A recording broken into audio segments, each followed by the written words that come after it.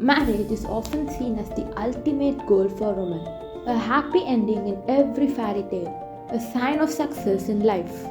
What if I told you that Simone de Beauvoir, one of the most influential feminist philosophers, saw marriage as a system designed to benefit men while trapping women? In the second sex, she argues that marriage was historically an institution of oppression where women lost their autonomy, identity, and even freedom. Even today, many of her insights remain painfully relevant. So, is marriage truly a choice for women, or is it still a form of social control? Let's dive into it. Before we explore her views on marriage, let's take a moment to understand who Simone de Beauvoir was. She was a French philosopher, writer, and feminist who challenged society's perception of women. Born in 1908, she was a contemporary of Jean-Paul Sartre, but she refused to be defined by her relationship with him. Her most famous work, The Second Sex, published in 1949, was revolutionary.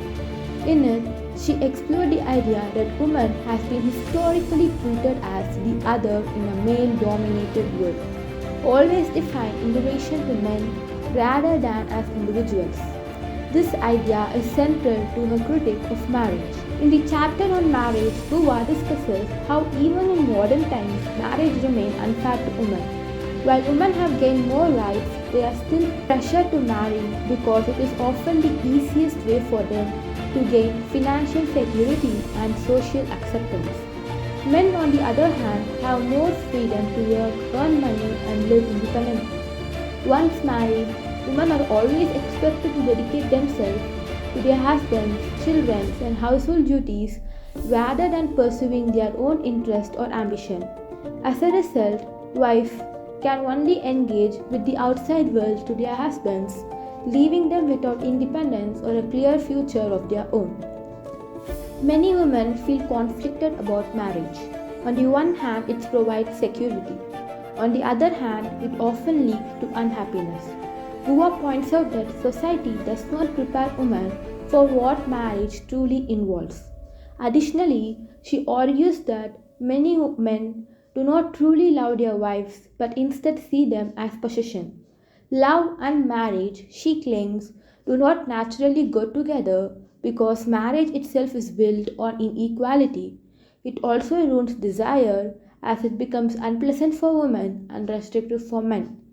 Because married women have little freedom outside the home, many try to regain a sense of control within the household. They became overly focused on household and tried to dominate their families. However, Beauvoir sees this as a frustrating cycle because housework does not create anything new or meaningful, leaving women feeling unfulfilled. She often refers to Sofia Tolstoy, the wife of a famous Russian writer Leo Tolstoy, as an example of how marriage can reduce a woman's life to nothing but serving her husband, even when she has great potential of her own. In the end, Beauvoir argues that marriage, as it exists in society, continues to limit women and prevent them from leading independent, fulfilling lives. Now, you might be thinking, but that was 1940s. Women today can work, divorce, and choose whether to marry. And that's true to an extent. However, studies show that even in modern marriages, women continue to bear the brunt of domestic responsibilities, often while balancing careers. The concept of mental load, where women are responsible for organizing household tasks, even if their partners help, prove that inequality exists still in many marriages.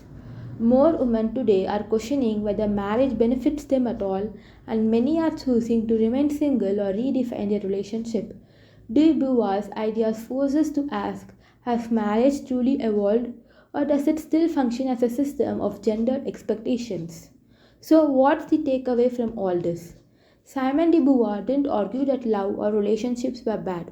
She simply wanted women to have the same level of freedom as men. If marriage is to be truly equal, it must be based on mutual respect, shared responsibilities, and individual autonomy. As society continues to evolve, we must ask ourselves, is marriage still necessary for happiness? Does it limit women's choices? And most importantly, How can we create relationships that empower rather than oppress? Let me know what do you think in the comments. Do you believe marriage is still a trap or has it changed?